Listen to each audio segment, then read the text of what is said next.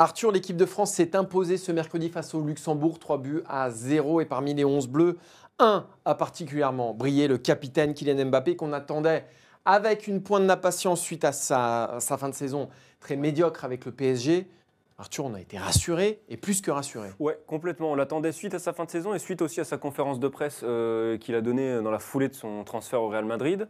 Lui n'avait plus envie d'être un sujet autre que ses performances sur le terrain et il a tout fait pour nous rassurer à ce niveau-là. On a retrouvé le Mbappé qu'on aime, c'est-à-dire le Mbappé qui semble léger dans ses courses, le Mbappé décisif aussi, parce qu'on rappelle qu'il n'avait plus marqué depuis 3 matchs en équipe de France. 3 matchs sans marquer, c'est n'était plus arrivé depuis la période Euro 2021 en gros. Donc ça vous situe la petite carence à ce niveau-là. Et puis rassuré dans sa connexion aux autres. On a vu un Mbappé altruiste qui a beaucoup distribué aussi au début du match. Donc il a coché toutes les cases d'un joueur dont on ne va pas parler, en tout cas pas négativement dans les jours à venir. Match plein et match rassurant, ouais, comme tu l'as dit. On ne doutait pas. On ne va pas dire qu'on doutait de Kylian Mbappé parce qu'on ne doute plus de Kylian Mbappé. Malgré tout, je pense que c'est un match qui lui fera du bien. Alors, évidemment, c'était que le Luxembourg. Mais comme tu l'as dit, moi, je l'ai vu dès les hymnes. On l'a vu sourire. Alors, ouais. Ça ne paraît rien. Mais Kylian Mbappé, on a senti qu'il y avait peut-être un poids en moins sur les épaules ou qu'en tout cas, rien n'est jamais fait au hasard pour lui. Donc, il avait sans doute aussi son petit message à faire passer, qu'il était tranquille, bien dans ses baskets. Et on l'a senti sur le terrain, dès le début, tu l'as dit.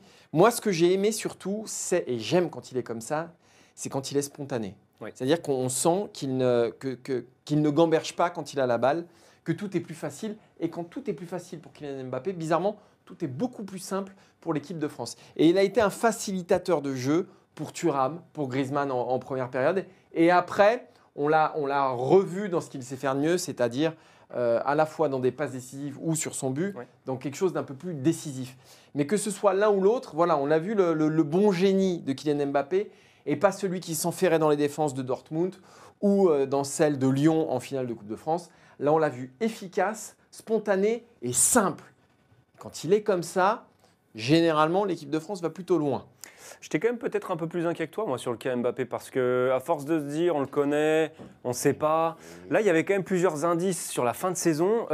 Mbappé qui passe au travers de 2 demi-finales de Ligue des Champions, c'est pas commun.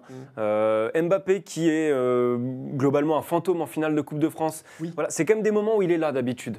Oui, il peut être critiqué après un match contre je ne sais qui, Clermont, Lorient, mais derrière le match qui compte, généralement il est là. Là, sur cette fin de saison, il y avait beaucoup moins ça. Et puis l'autre interrogation, c'était quand même l'interrogation physique aussi. Ça a été un sujet évoqué en conférence de presse. Lui, il a dit, voilà, je sais bien que ça n'a pas été idéal. Vous avez vu comme moi que j'ai moins joué. On fait tout ce qu'il faut pour me remettre dedans physiquement. Et là, franchement, sur les premières prises de balles, sur les premières courses, encore une fois, c'est que le Luxembourg. C'est ce que j'allais dire. Mais à Emic, j'étais regardant sur le niveau technique du Luxembourg. Après, ça reste des athlètes de haut niveau. À la course, c'était aussi flagrant les différences que lors de ses meilleurs matchs, de ses meilleurs moments. Donc là-dessus, je suis quand même rassuré. L'aspect physique était super important. Et puis, comme tu l'as très bien dit, l'aspect décisif, au moins Mbappé qui remarque, qui refait des passes, voilà, qui est connecté à son équipe. N'Golo Kanté faisait son grand retour en équipe de France mercredi soir contre le Luxembourg après 2 ans d'absence. Martin, tu lui as mis 7, il a rassuré tout le monde. Oui. La question, on va y aller directement. Comment est-ce qu'on fait si on est à la place de Didier Deschamps pour réinclure N'Golo Kanté dans le 11 de l'équipe de France? J'ai éprouvé vraiment un petit plaisir ce mercredi en regardant France-Luxembourg, c'est de revoir N'Golo Kanté avec le maillot bleu tel qu'on l'avait laissé, c'est-à-dire à peu près partout, dans les pieds adverses, ça on adore, sortir de nulle part et surtout courir aux 4 coins du terrain. Est-ce que ça fait de lui un titulaire indiscutable dans cette équipe de France? J'attends de voir le verdict d'un match de plus haut niveau, le Canada peut-être, et le début de l'Euro sans doute. Mais s'il garde ce rythme, s'il garde cette cadence, il faudra se poser cette question. Et Deschamps nécessairement doit se la poser aujourd'hui. Sur les premiers matchs, peut-être que Tchouaméni sera un peu court et peut-être que du coup, le débat n'aura pas lieu. Je ne suis pas certain parce que Tchouaméni a quand même des chances qu'il puisse débuter cet Euro. Je vois mal Didier Deschamps se passer de Tchouaméni. Je vois mal Didier Deschamps se passer d'Antoine Griezmann. C'est même à peu près sûr que non. Donc, est-ce qu'on serait sur un combat Rabiot-Kanté, sachant qu'ils ne couvrent pas les mêmes zones du terrain? qui n'occupent pas le même poste. Là, il y a un vrai problème qui se pose. Est-ce qu'on fait monter Tchouaméni un cran plus haut pour mettre Kanté devant la défense? Ce qui est certain, c'est que si on a le Kanté de 2016-2021, il a sa place dans l'équipe, quoi qu'il se passe et quoi qu'il y ait en face. Après, Tchouaméni a montré beaucoup trop de choses, et notamment, après, ça pourrait être aussi une solution pour ramener Tchouaméni plus près du but. Et moi, j'aime bien quand Tchouaméni est un peu plus près du but. Souvenez-vous du quart de finale face à l'Angleterre, notamment. Voilà, ça va être un vrai casse-tête pour Deschamps. Pour moi, c'est encore un petit peu tôt pour dire que Kanté est absolument indiscutable. Mais quand on voit ce que Deschamps dit de lui, à quel point il est charmé par le début de stage de Kanté, je crois qu'il va y avoir un débat dans le milieu de l'équipe de France auquel on ne s'attendait pas. Ouais, il a employé le terme de rayonnant en conférence de. Et c'est rare de voir Didier Deschamps. Tout de suite employer des mots comme ça après un match contre le Luxembourg, ça en dit long. A priori, toute la semaine d'entraînement a été extrêmement impressionnante de Kanté. Alors, moi, sur le débat Kanté-Rabiot, à la limite, je les mets en concurrence directe parce que Kanté, il est tout à fait capable, plus que Tchouaméni, selon moi, d'évoluer ce rôle de relayeur, parce que je me rappelle notamment de pas mal de matchs à Chelsea où on lui demandait de beaucoup se projeter. Il y a une époque où il était même beaucoup plus décisif. Donc il n'a pas la finesse technique de Tchouaméni, ça c'est une certitude. Non.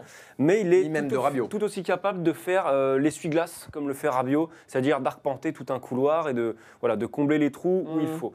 Donc à la limite, si c'est qu'une question de profil, je mettrais Kanté et Rabiot en concurrence, pourquoi pas. Plus que Kanté et Tchouaméni au poste de sentinelle, parce que pour moi, la sentinelle, ça doit être Tchouaméni. Après, ça serait dur pour Rabiot, parce que Rabiot, globalement, il a pris une ampleur en équipe de France qui est tout autre. Coupe du Monde 2022, il ne faut pas avoir la mémoire courte. Il fait des grosses prestations. Et il est plus impactant dans le domaine offensif. Il apporte une densité physique, Rabiot. Et ce trio avec Théo Hernandez et Kylian Mbappé, personnellement, je suis fan. Donc, c'est pas forcément la solution. Après, il y a une solution qu'on avait évoquée tout de suite quand il l'avait rappelé. C'est Aurélien Tchouaméni qui redescend en défense centrale parce que, alors là, Upamecano est sorti à la pause pour une toute petite alerte physique, mais bon, il n'y a aucune conclusion à en tirer. Mais on sait que Deschamps s'adapte et là, sa défense centrale, ça reste quand même un chantier. Upamecano, il n'a pas rassuré du tout cette saison. Konaté, il a été aussi mis en concurrence par des jeunes à Liverpool. Donc, voir Tchouaméni reculer d'un cran et Kanté titularisé en sentinelle, pourquoi pas? Après tout, Deschamps, il adapte souvent son équipe aussi aux formes du moment, à ses hommes forts. On rappelle qu'en 2021, il avait un peu revu ses plans, y compris tactiques, pour mettre Benzema, Mbappé, Griezmann dans les meilleures conditions. Si aujourd'hui, c'est revoir un peu ses plans pour qu'on voit et Tchouaméni et Kanté, je suis sûr qu'il trouvera une manière de le faire. Pas jusqu'à aller changer de système, mais je suis sûr qu'il trouvera une manière de le faire. Et puis de toute façon, on va traverser cet Euro. On espère qu'il durera le plus longtemps possible pour les Bleus.